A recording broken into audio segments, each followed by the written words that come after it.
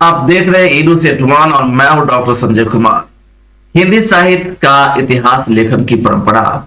दोस्तों, हिंदी साहित्य का इतिहास तो अनेक विद्वानों ने लिखा है, लेकिन यह जानने वाली बात हो जाती है कि हिंदी साहित्य का इतिहास सबसे पहले किसने लिखा, उसके बाद किसने लिखा, किनकी ऐतिहासिक ग्रंथ सबसे बेहतरीन है, किनके ऐतिहासिक ग्रंथ में क्या क्या कमियां रह गई है।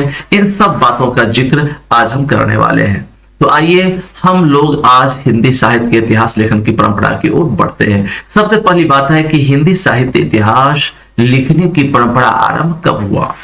तो आपको जानकारी के लिए बता दूं कि हिंदी साहित्य इतिहास लिखने का वास्तविक सूत्रपात 19वीं शताब्दी से हुआ था, जब गारसा दत्तासी फ्रेंच विद्वान ने इस्तवार दलाल लिटरेचर इंदोई हिंदुस्तानी नामक ग्रंथ लिखा। उन्होंने इस ग्रंथ को दो भागों में प्रकाशित किया था।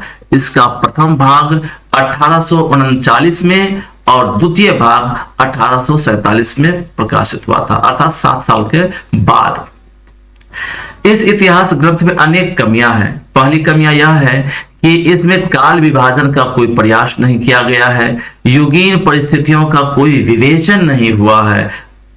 तो तात्विक इतिहास में कमियां क्या रह गई कि इसमें काल विभाजन का प्रयास नहीं किया है। क्योंकि जब आप इतिहास लिखते हैं तो आप समझ सकते हैं कि 7वीं शताब्दी की हिंदी और 19वीं शताब्दी की हिंदी में बहुत अंतर है, और ये अंतर को आपको दिखाने के लिए आपको काल विभाजन तो करना ही होगा कि एक प्रवृत्ति के जो काव्य है, एक प्रवृत्ति के जो कविताएं हैं, साहित्य है, उसको एक स्थान पर रखना होगा। द्वितीय काल के जो कवियों हैं उसको आपको अलग रखना होगा। मतलब प्रवृत्ति के आधार पर आपको साहित्य का काल विभाजन आपको करना होगा, जो इसमें नहीं किया गया है। और ये संभव भी नहीं था, क्योंकि गारसा दत्तासी फ्रेंच भाषा के विद्वान थे। उन्होंने हिंदी के इतिहास लिखने का जो कार्य आरंभ किया, यही सराहनीय है। उनसे इससे ज्यादा हम लोग ये प्रयास, उनसे उम्मीद रखना ये नाकाफी होगा, क्योंकि आप जानते हैं कि हिंदी जो भाषा है ये अनेक बोलियों के सम्मिश्रण से बना है। अब एक व्यक्ति के लिए जो हिंदी से बिल्कुल परिचित नहीं है, हिंदी सीखने की कोशिश कर रहा है, ऐसे व्यक्ति से यह उम्मीद करना कि भारत की विभिन्न बोलियों को सीख जाए, उनको समझ जाए और उस पर ऐतिहासिक ग्रंथ लिख दे, तो ये क्या है कि ये सामान्य बात नहीं है। बहुत असाधारण से असाधारण बातें हैं। तो गारसा दत्तासी का पहला प्रयास था हिंदी साहित्य का इतिहास लिखना, इसीलिए हम लोग उनको नमन करते हैं कि उन्होंने इतने दूर रह के भी हिंदी भाषा के लिए इतना सोचा। तो इसीलिए उनको यह गौरव प्राप्त होता है कि हिंदी साहित्य इतिहास लिखने का परंपरा उन्होंने ही आरंभ किया। तो उसके बाद दूसरा प्रयास है शिव सिंह सेंगर। इन्होंने लिखा, इनका जो ग्रंथ है ऐतिहासिक ग्रंथ, उसका नाम है शिव सिंह सरोज। इसका प्रकाशन 1883 ईस्वी में किया। इसमें हिंदी के 1003 कवियों का जिक्र है। हिंदी भाषा में रचित हिंदी साहित्य का पहला इतिहास ग्रंथ है शिव सिंह। गारसा दत्तासी ने हिंदी साहित्य का पहला इतिहास लिखा जो फ्रेंच में था। शिव सिंह सरोज पहले ऐसे हिंदी साहित्य का इतिहास लेखक है जो हिंदी साहित्य का इतिहास हिंदी भाषा में लिखा है। इसमें 1003 कवियों का जिक्र उन्होंने किया है। यह ग्रंथ हिंदी साहित्य के प्रारंभ का जिक्र करने वाला पहला इतिहास ग्रंथ है। इन्होंने 713 ईस्वी से हिंदी साहित्य का प्रारंभ माना है। पुष्प या पुंड नामक कवि को हिंदी का पहला कवि बताया है। किसी भारतीय द्वारा लिखा गया यह पहला इतिहास ग्रंथ है जिसमें विशुद्ध हिंदी कवियों का उल्लेख किया गया है। देखिए बच्चों, एक और अंतर है इसमें, आपको बता दूं कि ये जो गारसा दत्तासी है, इन्होंने जो हिंदी साहित्य का पहला इतिहास लिखने का कोशिश किया है, इस्तवार दलाल लिटरेचर इंदोई हिंदुस्तानी, इसमें इन्होंने उर्दू के कवियों को भी समाहित किया है। जो अन्य बोलियों के कवि है उनको भी इन्होंने शामिल कर लिया है, जिससे उसको केवल आप हिंदुस्तान के आप इतिहास कह सकते हैं। हिंदुस्तान के कई भाषाओं का इतिहास आप कह सकते हैं, हिंदी का विशुद्ध इतिहास उनको नहीं कहा जा सकता है। परंतु इस काम को शिव सिंह सेंगर ने थोड़ा और सहज किया। इन्होंने केवल हिंदी के जो कवि थे उनको ही अपने इतिहास ग्रंथ में स्थान दिया। दूसरा चीज है कि इन्होंने एक सीमा रेखा भी खींचा कि हिंदी साहित्य का आरंभ कब से माना जाना चाहिए। तो इन्होंने बताया कि 7 से 13 ईस्वी से हिंदी साहित्य का प्रारंभ माना जा सकता है। और एक और भी बेहतरीन काम शिव सिंह सरोज ने किया कि शिव सिंह सरोज में हिंदी साहित्य का पहला कवि भी बताने का काम किया। इन्होंने पुष्प या कुंड नामक जो कवि है उसको भारतीय इतिहास का, आपको क्या है कि हिंदी भाषा का पहला कवि उनको इन्होंने माना। तीसरा प्रयास भी देखिए, एक बाहर के देश के लोग विद्वान ही किए हैं, सर जॉर्ज ग्रियर्सन। ये अनेक भाषाओं का अध्ययन भारत में किया और ये आपको the modern vernacular literature of Hindustan नामक इतिहास ग्रंथ प्रकाशित किया। ये आपको जो गैजेट था उसमें इनका जो है प्रकाशित हो रहा था, ये अलग से पुस्तक में नहीं था, ये आपको सीरीज में जो है निकल रहा था। द ग्रियर्सन जो है आयरलैंड के निवासी थे। 952 हिंदी कवियां गिनाए हैं इन्होंने। ग्रियर्सन ने पहली बार कालानुक्रमी पद्धति में इतिहास लिखा था। तो जो कवि, अब देखिए जितने भी इतिहासकार हुए हैं वो सब एक से थोड़ा एक कदम आगे बढ़ते चले जा रहे हैं। जैसे आप देखें कि गारसा दत्ताशी है, इन्होंने आपको क्या है कि उर्दू के कवियों को भी इसमें शामिल कर लिया। इन्होंने हिंदी साहित्य का आरंभ कब से है ये नहीं बता सके और आपको युगीन प्रवृत्तियों का इन्होंने विवेचन नहीं किया। शिव सिंह सरोज से थोड़ा और आगे बढ़े, ये 1003 कवियों का जिक्र किए। इन्होंने इतिहास आपको है कि हिंदी साहित्य का आरंभ कब से हो उन्होंने ये भी बताया। पहले कवि को इन्होंने जिक्र किया। सर जॉर्ज ग्रियर्सन इनसे भी थोड़ा आगे और बढ़े। इन्होंने 1888 ईस्वी में the modern vernacular literature of Hindustan नामक ऐतिहासिक ग्रंथ प्रकाशित किया। आपको बता दूं कि ग्रियर्सन आयरलैंड के निवासी थे और ये कालक्रम पद्धति में इतिहास लिखा, अर्थात जो कवि का जन्म पहले हुआ है उसको पहले और जो बाद में हुआ है उसको बाद में इन्होंने रखा है। एक और बेहतरीन काम है ग्रियर्सन का कि इन्होंने गारसा दत्ताशी और शिव सिंह सरोज दोनों के ग्रंथों का अध्ययन किए। शिव सिंह का भी इन्होंने मदद लिया और गारसा दत्ताशी के ऐतिहासिक ग्रंथों का भी अध्ययन किया और उसमें जो न्यूनता आई उस न्यूनताओं को इन्होंने हटाकर उसको बेहतर करने का प्रयास किया है। यह अंग्रेजी भाषा में लिखा गया है। इसका हिंदी में अनुवाद किशोरीलाल गुप्त ने 1957 ईस्वी में हिंदी साहित्य का प्रथम इतिहास नाम से किया है।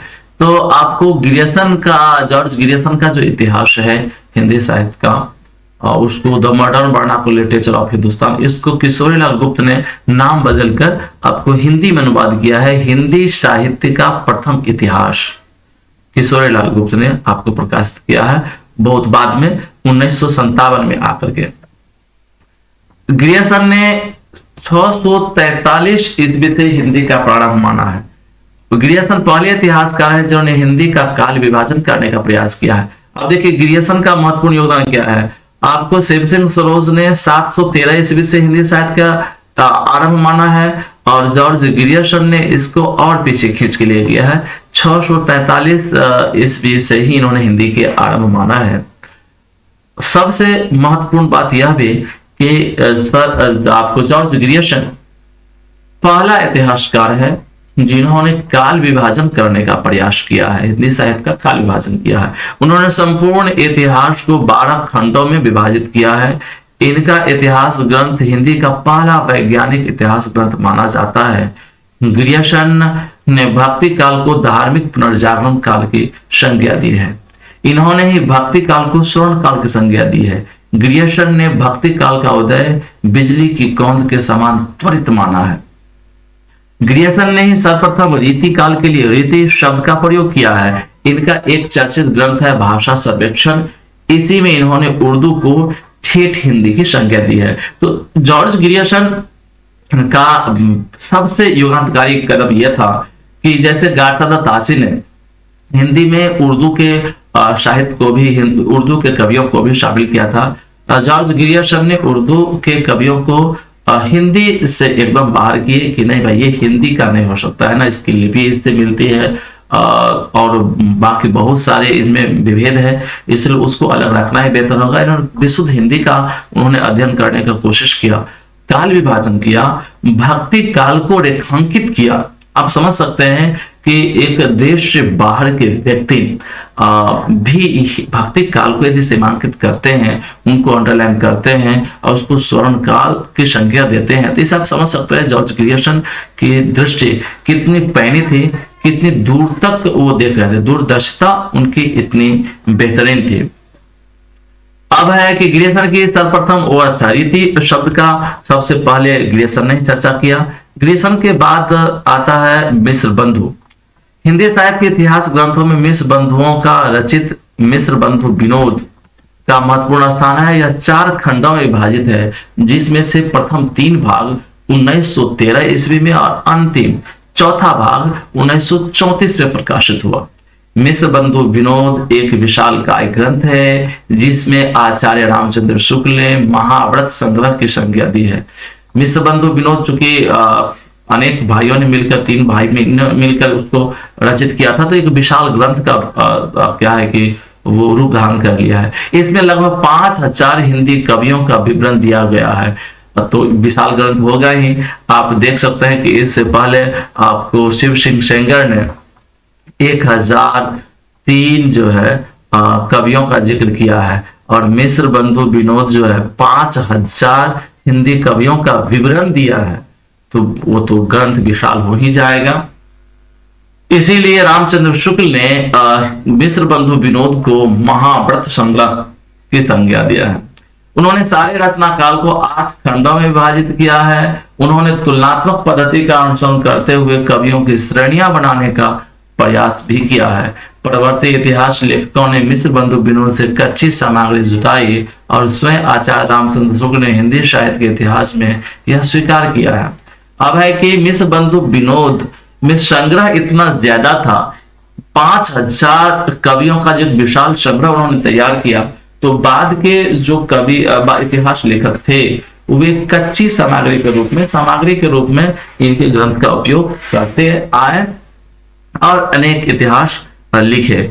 स्वयं रामचंद्र शुक्ल का जो वैज्ञानिक इतिहास माना जाता है, रामचंद्र शुक्ल ने भी मिश्र बंधु विनोद के जो संग्रह है उससे लाभ उठाया है। उन्होंने स्वयं स्वीकार करके लिखा भी है कि रीतिकाल के कवियों का परिचय लिखने में मैंने प्रायः उक्त ग्रंथ मिश्र बंधु विनोद से ही विवरण लिए हैं। तो रामचंद्र शुक्ल जो प्रमाणिक आलेख प्राप्त किए हैं वो मिश्र बंधु विनोद से ही प्राप्त किए हैं।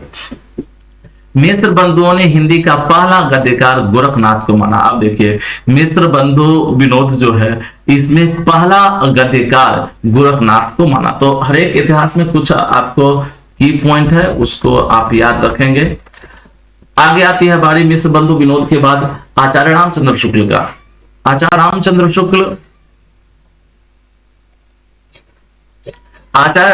शुक्ल का स्थान सर्वोपरि है। उन्होंने 1929 में हिंदी साहित्य का इतिहास नामक ग्रंथ हिंदी शब्द सागर की भूमिका के रूप में लिखा है, जिसे बाद में स्वतंत्र पुस्तक का रूप दिया गया। शुक्ल जी पहले इतिहासकार हैं जिन्होंने कवियों के जन्म आदि परिचय को महत्व देकर काव्य प्रकृतियों को युगीन संदर्भ में विश्लेषण करने पर बल दिया है। इन्होंने हिंदी का पहला कवि मुंज को माना है। उन्होंने अपने इतिहास में 1000 कवियों को स्थान दिया है।